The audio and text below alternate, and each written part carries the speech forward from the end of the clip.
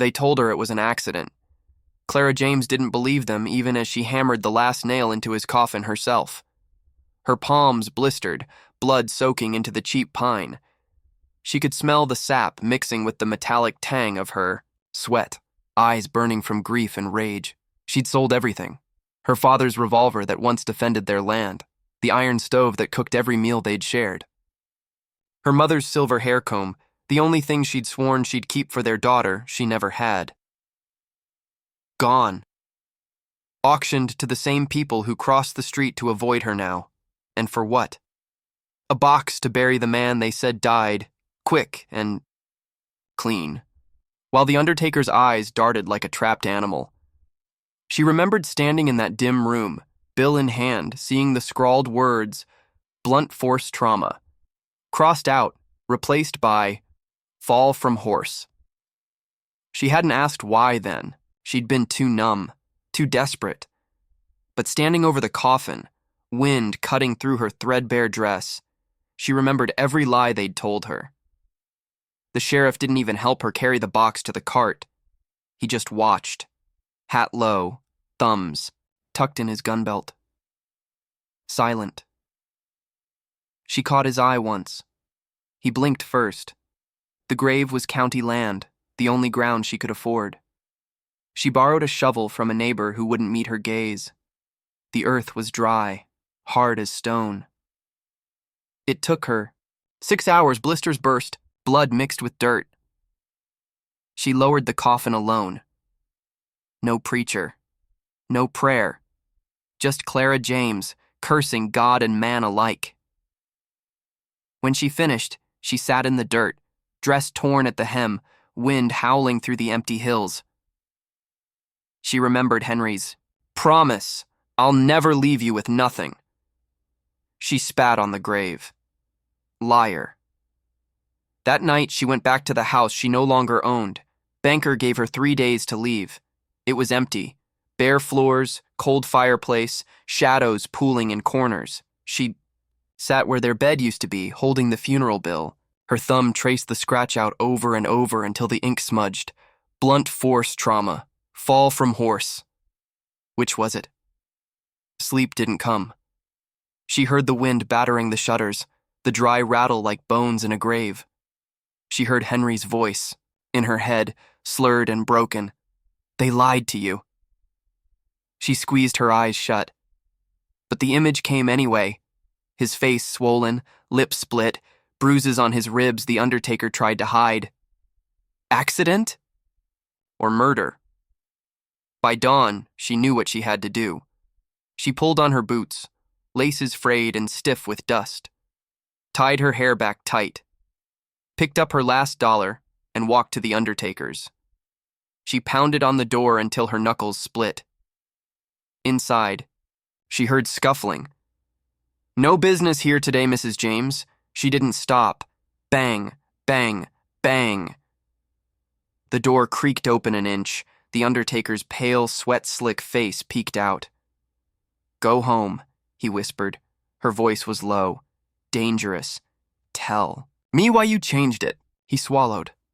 Looked behind her at the street. They'll kill me if I talk. Her throat closed. Who? He shook his head. Go home. She slammed her boot against the door, forcing it wider. Tell me the truth. He went white. I didn't. See nothing, that's the truth. Liar. His voice cracked. They'll bury me next to him. He slammed the door, locked it. Silence. Clara stood there, chest heaving, hand bleeding. The town square was empty. Curtains twitched, doors shut tight. They all knew. She turned slowly, eyes scanning the storefronts, the saloon, the sheriff's office on the corner. They were all in on it, and she felt something cold settle in her chest. A vow. She'd sold everything to bury him. Now she'd burn this town to the ground to learn how he really died. The morning after the undertaker slammed the door in her face, Clara James sat in the dirt road outside his shop until the sun rose high and cruel. She didn't move for hours. Dust settled on her dress. Her hair stuck to her sweat-damp forehead. Flies gathered on her torn skirt, and still she sat there, watching people cross the street to avoid her eyes. They all knew. She saw them whisper to each other, fingers darting to point at her before. They quickly pretended to study storefronts or adjust hats. One man spat in the dirt near her feet and walked on without a word. By noon, she realized no one would help her. So she pushed herself to her feet on shaking legs, wiped the grime from her face, and walked straight to the sheriff's office. He was inside, boots up on his desk, hat pulled low to block out the sun slicing. Through the dirty window, he didn't move when she walked in. "Sheriff?" No answer. "Look at me." Slowly, he lowered his boots, set them on the floor with a thump. Then he leaned forward, elbows on the desk, chewing a toothpick. His eyes were gray and cold. "Mrs. James," her voice cracked. "I want you to tell me why the undertaker changed my husband's death record." He let the question hang in the air like smoke from a gun. Finally, he spoke. "Far as I know, Henry fell off his horse." Her fists clenched. "That's not what the first record said," he shrugged. "That's what it says now." She blinked back tears that felt like fire. "You know something. You're lying to me." His face didn't change. "I'm telling you to go home, ma'am. Let the dead lie. It's the best advice you'll get." She took a step closer. "I sold everything to bury him," she hissed. "Everything. And you stand there and tell me to let it go." The sheriff sighed, leaned back. "Don't make trouble you can't finish. This town doesn't owe you answers." She trembled so hard she thought her knees might buckle. Then she spat on the floor. "Coward." The sheriff's hand went to his gun. He didn't draw, but he didn't have to. She turned and walked out before she gave him the satisfaction of seeing her cry. Outside, the sun had turned the street to shimmering heat. She stood there, blinking, away sweat and tears. The saloon doors creaked open. A few men watched her, grinning mean, laughter behind their hands. She felt like prey in their eyes. She wanted to scream. Instead, she bit her lip until she tasted blood and kept walking. By the time she reached the house, she felt hollow. She sat on the floor, fingers numb, listening to the wind rattle the empty walls. She pulled the funeral bill from her pocket. The words were smudged where she'd rubbed them raw. Blunt force trauma. Fall from horse, her husband's. Name at the top, Henry James. Her hand shook so bad she nearly tore it in two.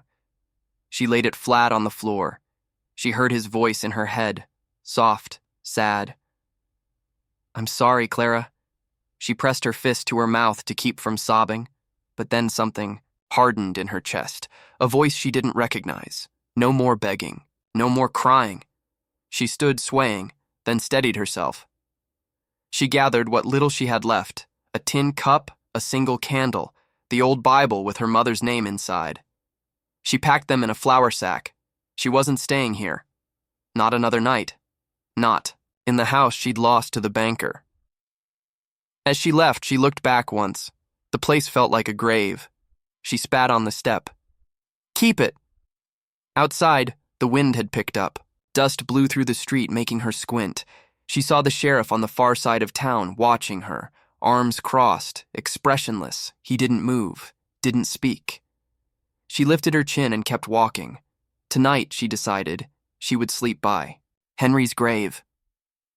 If no one would help her, then she would talk to the only one who might tell her the truth, dead or not.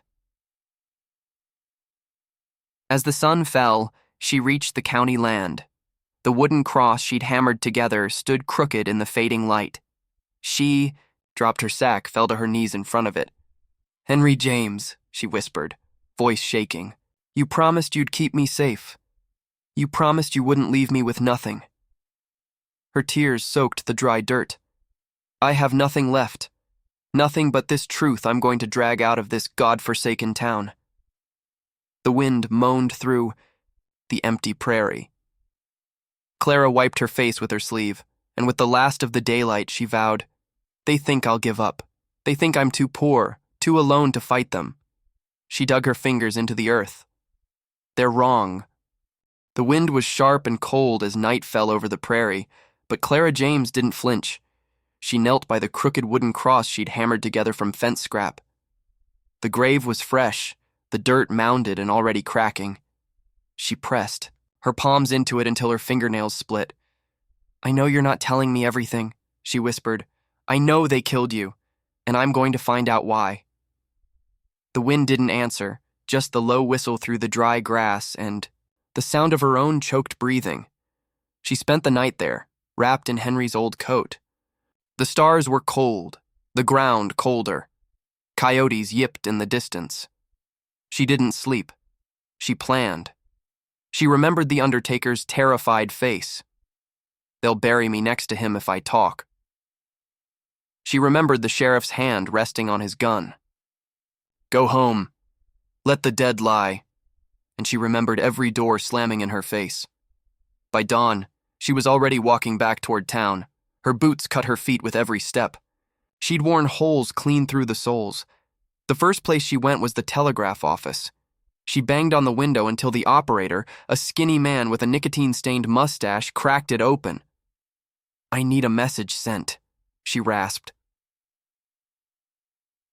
He looked her up and down, nose wrinkling at the smell of sweat, blood, and grave dirt. "Coin first." She held up her last dollar, his eyebrows lifted, mocking. "That'll send exactly 10 words. She didn't hesitate. "To my brother in Dallas. Henry murdered, stop, need help, stop, hurry." He took the dollar and started tapping. When he finished, he didn't look her in the eye. She stood there shaking so badly she nearly fell over. "Will you confirm delivery?" she asked. He shrugged. "I'll try." She left without another word. Outside, she saw the banker walking across the street, ledger tucked under one arm. He glanced at her and smiled like a snake. "Morning, Mrs. James. Lovely day to move your things out." She didn't answer. He stopped in front of her, leaned close. "I'd hurry if I were you. Sheriff says he can't hold the eviction past noon." Her jaw tightened. "You were at the auction." He didn't deny it. "I paid fair price. No one forced you to sell." She laughed, raw and bitter. "You forced me when no one would lend. Me a penny for a coffin." His smile widened. "That's business." She wanted to spit in his face, but she saved it. She turned and walked to the saloon. It was half full, the smell of whiskey and stale sweat clinging to the doorframe. Piano silent, card game in the corner, low laughter from men who paused as she entered. The bartender, big as a bull and twice as mean-looking, frowned. "Ma'am, we don't do charity." "I'm not here for charity." She scanned the room. Most looked away. Except one man. He was older, maybe 50. Dusty coat, scar along his jaw. He watched her with hooded eyes over a glass of whiskey. She walked straight to him. "Henry James. My husband." "You knew him." He didn't deny it. Maybe. He didn't fall from his horse. A long silence. Finally, the man drained his glass. "You don't want to ask these questions, lady. I'm asking." He wiped his mouth with the back of his hand, gaze steady but not unkind. "Sheriff says drop it. You know what that means." She felt her heart hammer. "I'm not leaving here until you tell me," he sighed. "Sheriff owes favors. Big ones." Henry was poking his nose where it didn't belong. Her throat went dry. "Where?" He leaned in. "Land records. Old deeds. Missing pages at the courthouse. Bankers got claims that don't hold up if anyone checks too close." She went cold. "Henry found out?" He nodded once. "Sheriff needed it quiet. Banker wanted it done."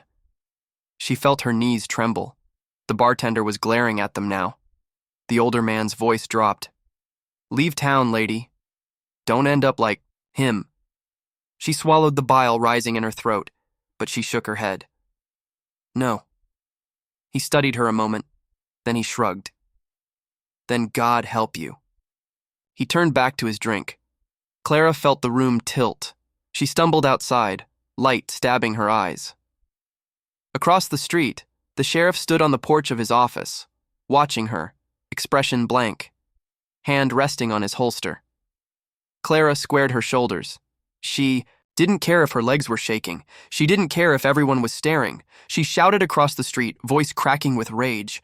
"I know what you did!" Silence fell like a funeral cloth over the street. No one moved. The sheriff didn't blink, didn't answer, but his fingers drummed slowly on the grip of his gun. She felt every eye on her. Her heart pounded so hard it hurt. But she didn't back. Down. Not this time. The silence after Clara's scream was worse than any bullet. She stood in the middle of the dusty street, chest heaving, every eye in town pinned to her like she'd just set fire to the church. No one spoke. No one moved. And the sheriff? He just turned and walked back into his office, didn't say a word, didn't even slam the door. Clara stood frozen. For a moment, she didn't know what to do. Her voice was still ringing in her ears. "I know what you did." Now what? No one rushed to her side. No one clapped. They just watched, like they were waiting to see how fast she'd break. She turned and walked. Every step felt heavier than the last. She made it to the livery stable before her knees buckled. She dropped to a bale of hay, covering her face with dirt-caked hands. Her whole body trembled. She had nothing. No home, no food, no money, just a town full of people pretending her husband didn't die for asking the wrong questions. "You got a mouth on you." The voice came from the shadows. She looked up fast, startled. A boy. 17, maybe 18. Freckles, too thin frame, oversized boots. He leaned against the stall wall, chewing straw. "Brave," he added, but loud. She wiped her face. "Who are you?" "Ben. Work here. Muck stalls, feed horses, listen to drunks who think nobody's around."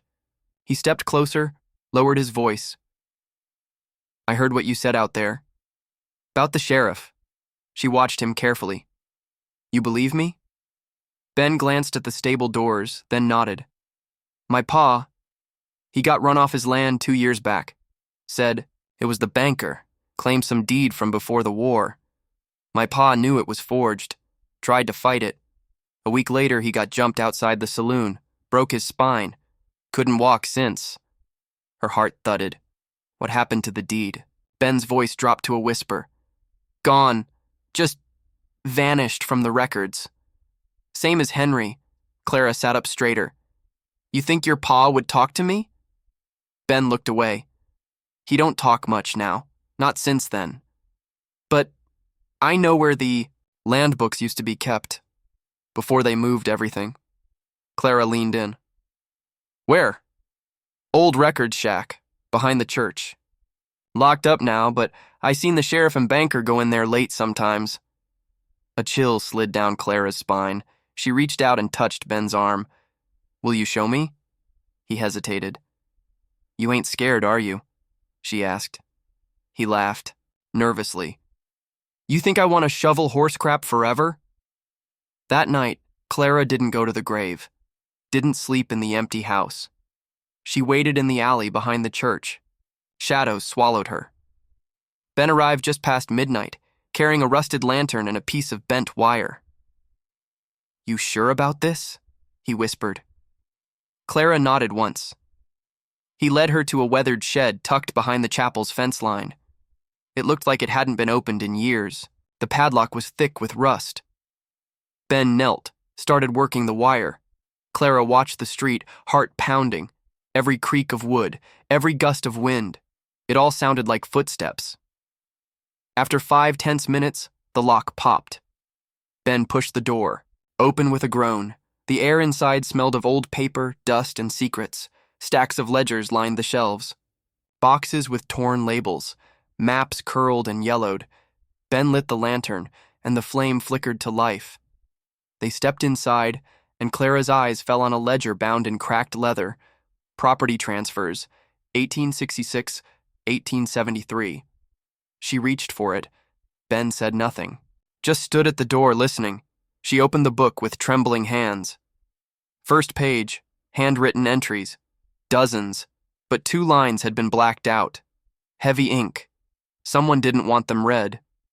She held the page to the lantern light.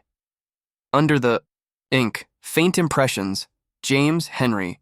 Parcel 43, Northridge disputed. Evidence submitted. Pending review. Clara's breath caught. There it was. Proof. Henry had challenged something, and now he was dead. Then she heard footsteps. Outside, Ben's eyes widened. He blew out the lantern. Clara slammed the ledger shut and backed into the shadows. The door creaked. A key turned in the lock. Someone was outside, and they were not alone anymore. The iron key scraped in the padlock outside. Clara held her breath so hard her ribs ached. She clutched the heavy ledger against her chest, eyes locked on the door. Ben's hand shot out and snuffed the lantern with a soft gasp of smoke. Darkness swallowed them. Outside, boots crunched over dry grass. They heard muttered voices. Leave it locked. Sheriff's orders. Sure it's empty? A low laugh. Don't care. The bolt slid home with a final ringing clack. Clara flinched. Silence returned. Ben exhaled so shakily she felt it in the dark. They locked us in, he whispered. Clara squeezed her eyes shut. She felt hot tears threaten, but she forced them back. We stay quiet, she said hoarsely. They'll think it's empty. For a long time they didn't speak. Clara sat on the dusty floor, breathing hard, willing her heart to slow. The ledger was heavy in her lap. When she finally opened it again, she felt Ben edge closer, his thin shoulder pressing against hers. He held the burned-out lantern like it was a shield. Moonlight leaked through the warped slats in the walls, enough to see shapes. She flipped the pages slowly. Henry James, Parcel 43. Scratched out lines. Black ink slashed over signatures. Pending dispute, evidence removed. She ran a shaking finger over the words. They killed him for this, she whispered. Ben didn't answer, but she heard him swallow. They're stealing land out from under everyone. Your pa, us, God knows who else. Ben finally found his voice. That's why they shut this place up, sheriff and banker both. Clara felt the rage coil tight in her gut. It felt cleaner than grief. It felt like survival. Hours passed. They dozed, fitfully, leaning on each other for warmth. Ben stirred first. Lights coming. Pale dawn bled through the slats, painting them in cold silver. Clara shook herself awake, wiped drool from her cracked lips. She stood and immediately felt the soreness in every joint.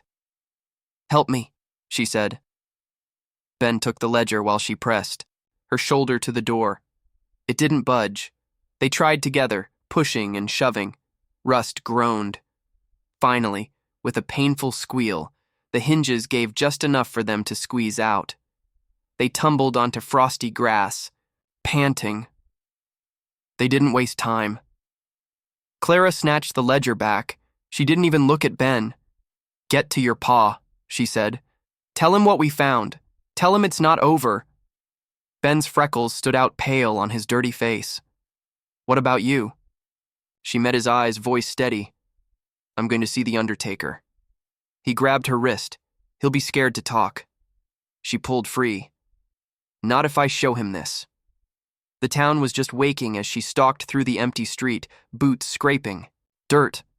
Storekeepers watched from windows. A dog barked at her and fell silent when she glared. She didn't care how she looked, hair tangled, face streaked with grime, dress torn at the hem. She carried the ledger like a weapon. The undertaker's. Shop was dark. She pounded on the door until her fists ached. No answer. She pounded harder. Open up! Finally, the door cracked. His pale, pinched face appeared. He looked like he hadn't slept all night. When he saw her, he tried to shut it again. She slammed her boot against it. Talk to me, she snarled. He shook his head. I told you before. She yanked the ledger up. Look at this. His eyes darted to the book. He went white. Where did you get that? She stepped inside, forcing him back. The place smelled of embalming fluid and stale grief. She shut the door behind her. Your name is on these records too, she said. You signed to confirm those death certificates. You blacked out causes. You helped them. He trembled. I didn't want to die. Clara's voice shook with fury. My husband did.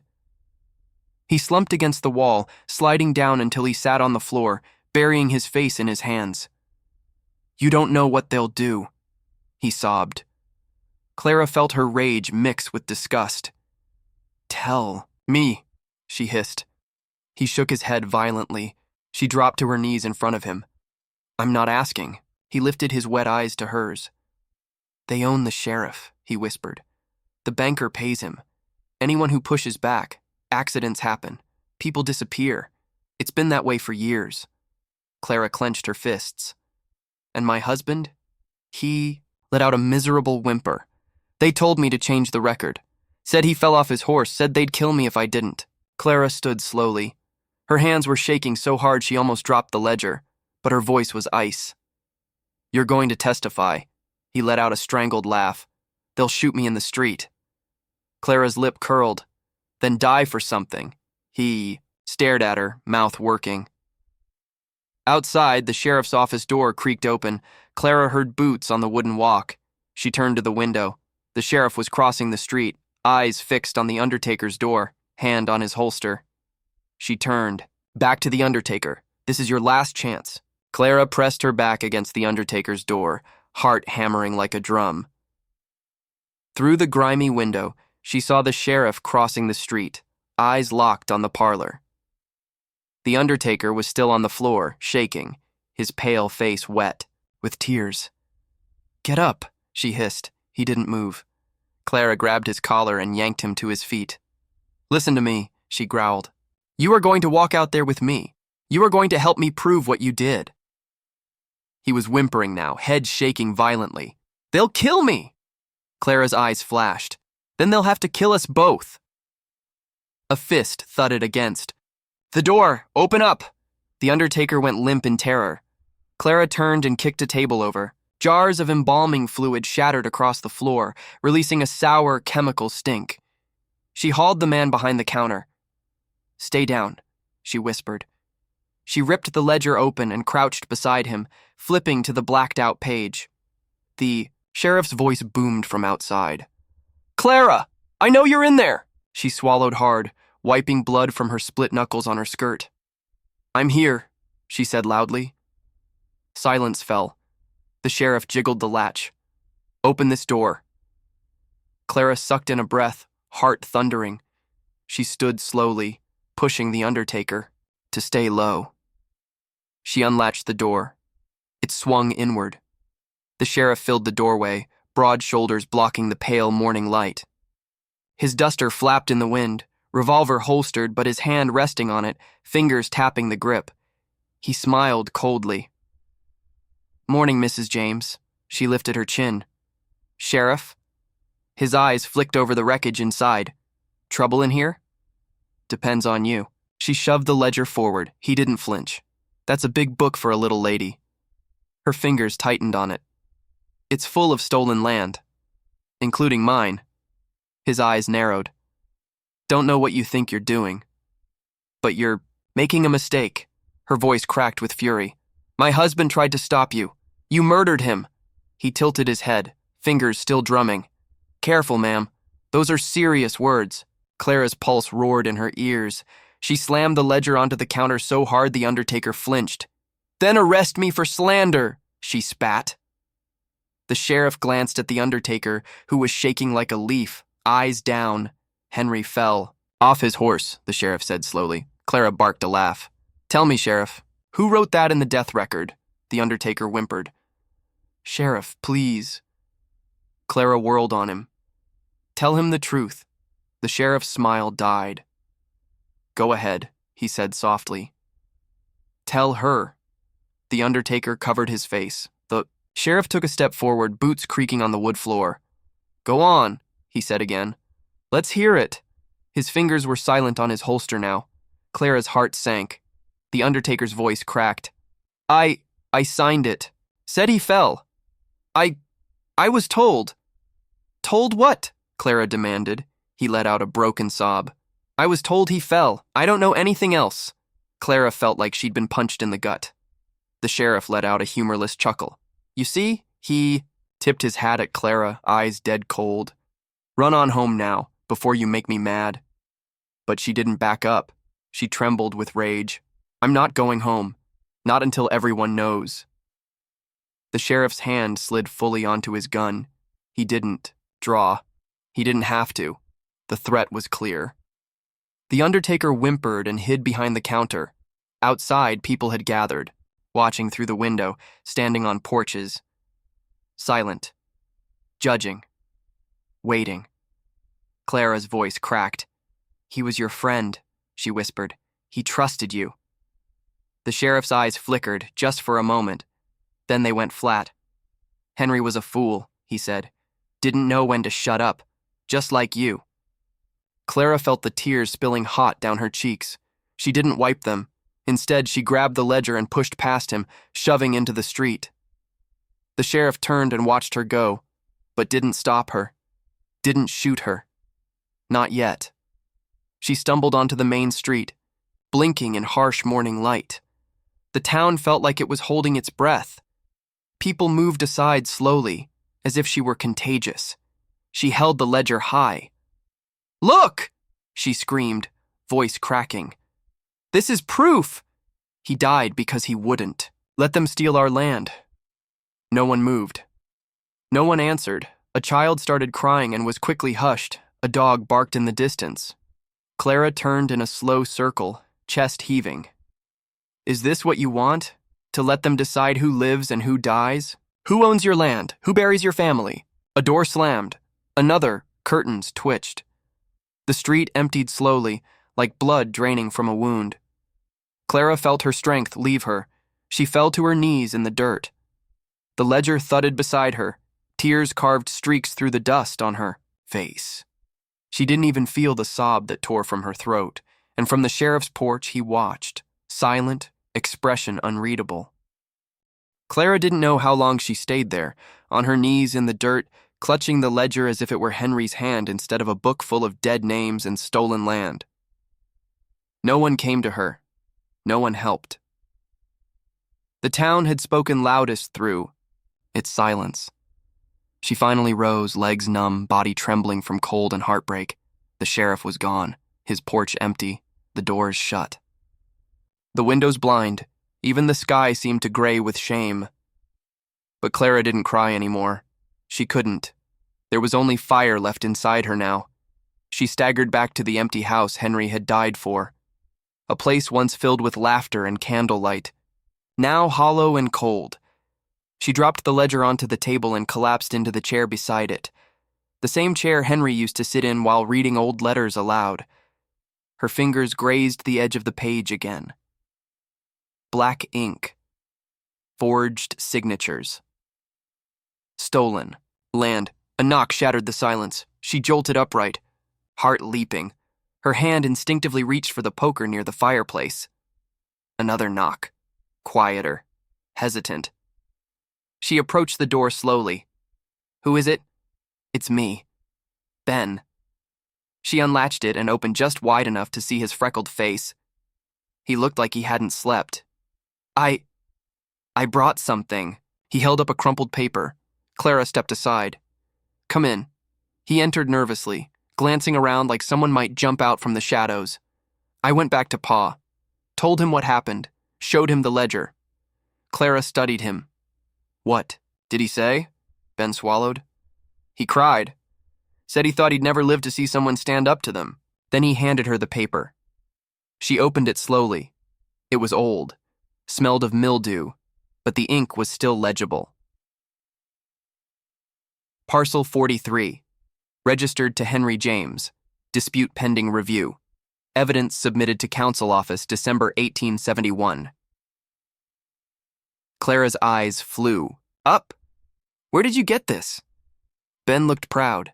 Was buried in the floorboard under Pa's old chest. He said your husband had given him a copy just in case something happened. Clara gripped the paper so tight her hands shook. This is the original claim." Ben nodded. "It proves he filed it, that he had documents, that it wasn't just hearsay." Clara felt a wild spark flare in her chest. This wasn't over. This was just beginning. I need the mayor, she said. Ben frowned. Mayor don't talk to nobodies like us. Then I'll make him talk.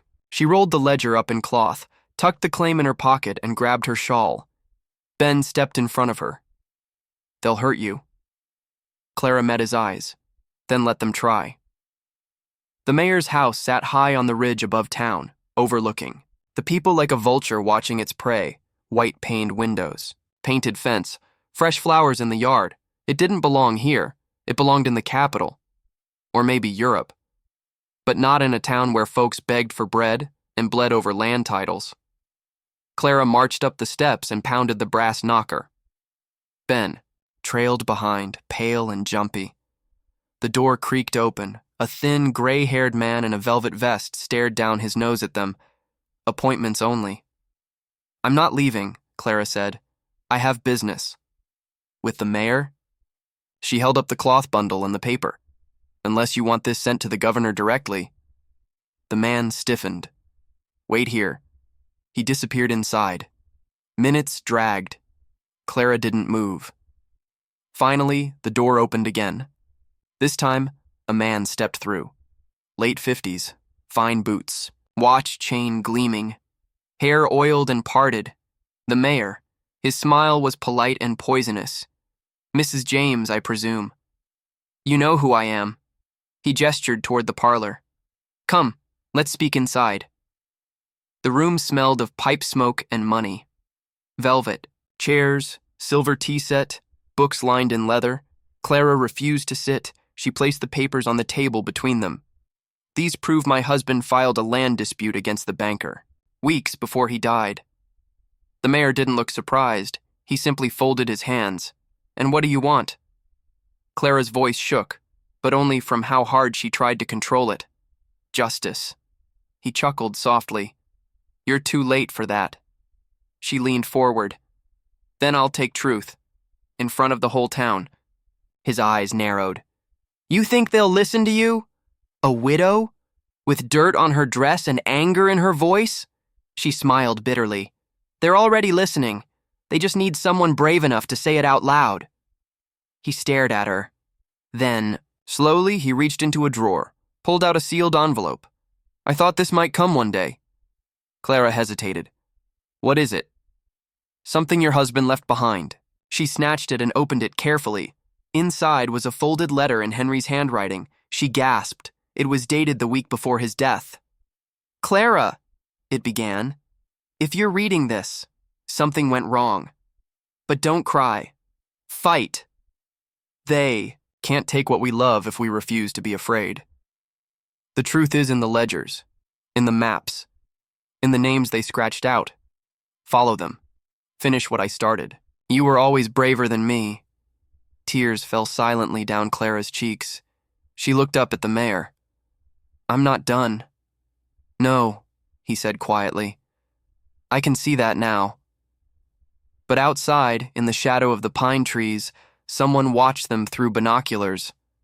Dusty hat, long coat, a man sent to make sure nothing like this reached the surface.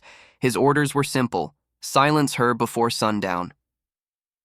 The mayor's parlor was so quiet Clara could hear the tick of the brass clock on the mantel. She wiped her eyes with the back of her dirty sleeve. Henry's letter trembled in her grip. You were always braver than me. She pressed it to her heart. For one moment, she let the grief swallow her whole. But only one. Then she straightened, eyes cold. The mayor watched her, carefully. I gave you what he left, he said. Now, please leave. Clara's voice was low but sharp. You knew. He didn't answer. You knew they killed him. You let it happen. Still silence. Clara slammed the letter onto the table. Why? He sighed, steepling his fingers. Because this town doesn't run on fairness, Mrs. James. It runs on fear. And money. Ben shifted by the door, clutching his hat. Clara took a step closer to the mayor. You're going to help me, she said. He gave a humorless chuckle. Help you? Do you see those windows? He pointed to the tall glass panes behind him, velvet curtains half drawn. They're watching us, every second. My loyalty to them is the only reason I'm still breathing. Clara clenched her fists so tight her nails bit her palms. Then pick a side. Right now. The mayor leaned back. I have. The words hit her like a slap. She felt the heat rise to her face, but she swallowed it down. Fine.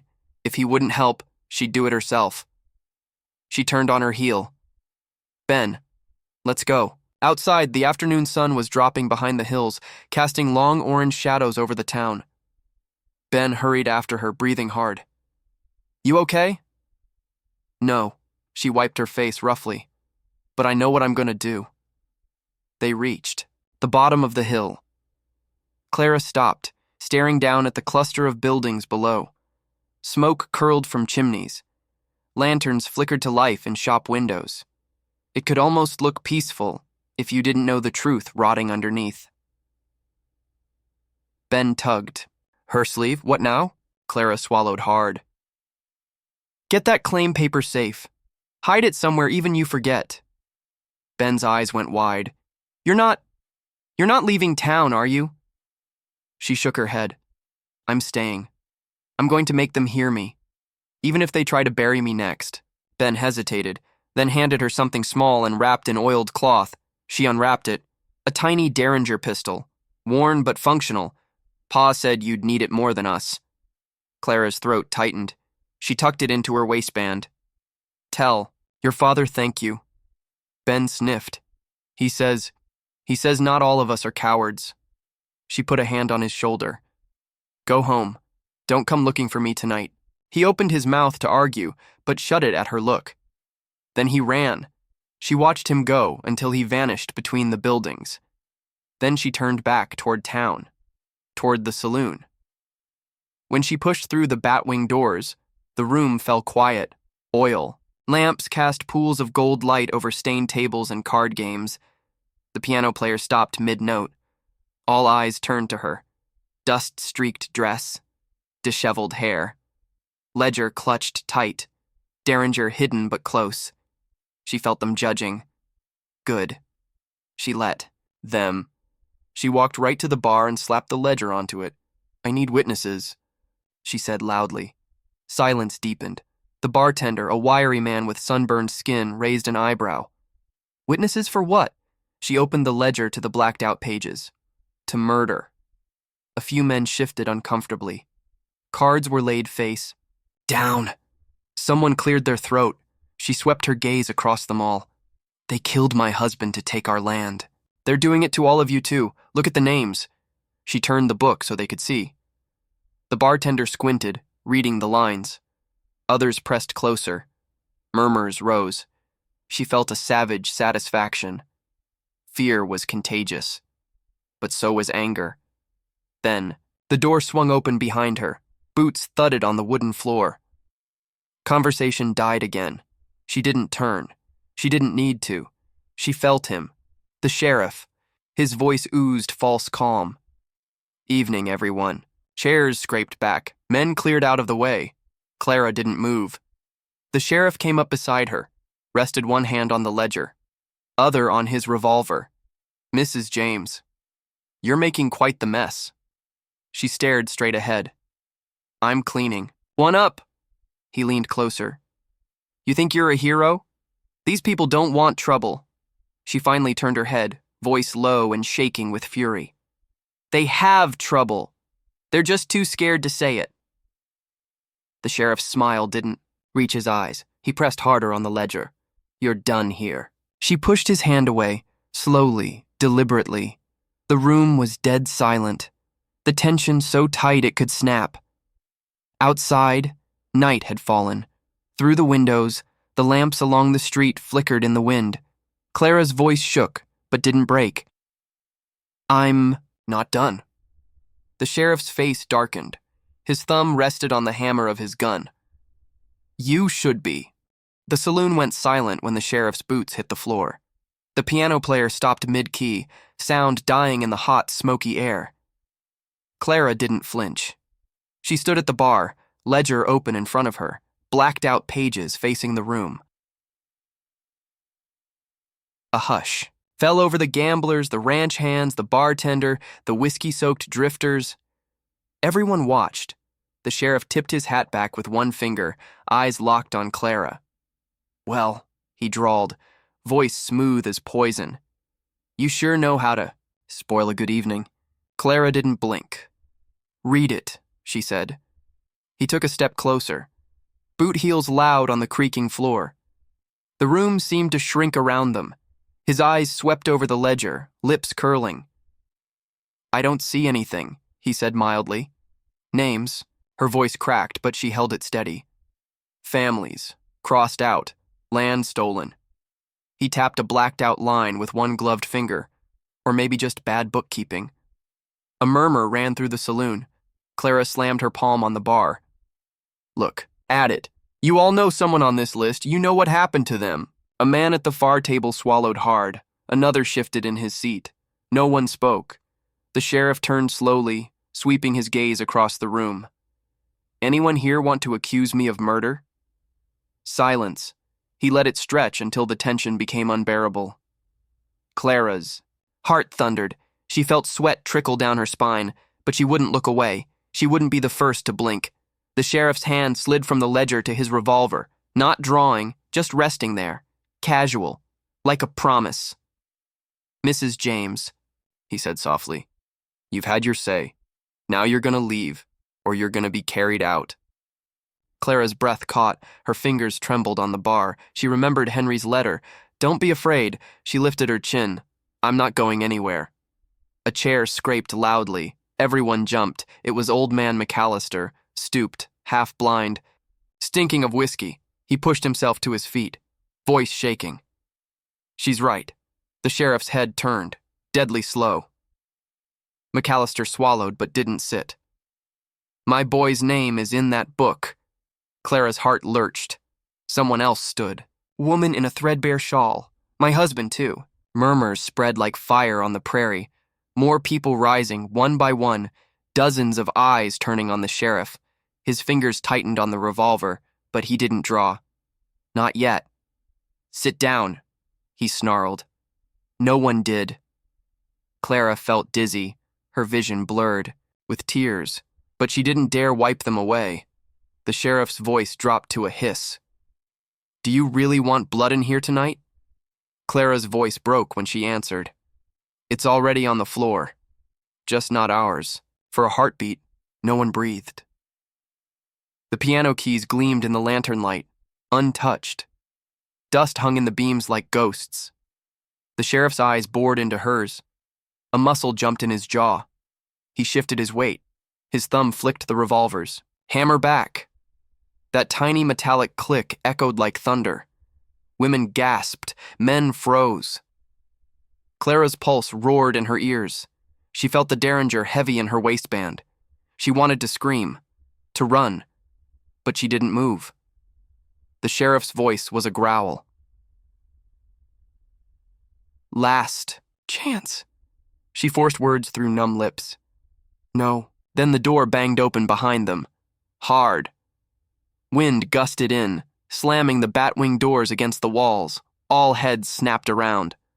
A tall, broad-shouldered figure stepped through. Long coat, wide-brimmed hat. Face shadowed, but the sheriff recognized him.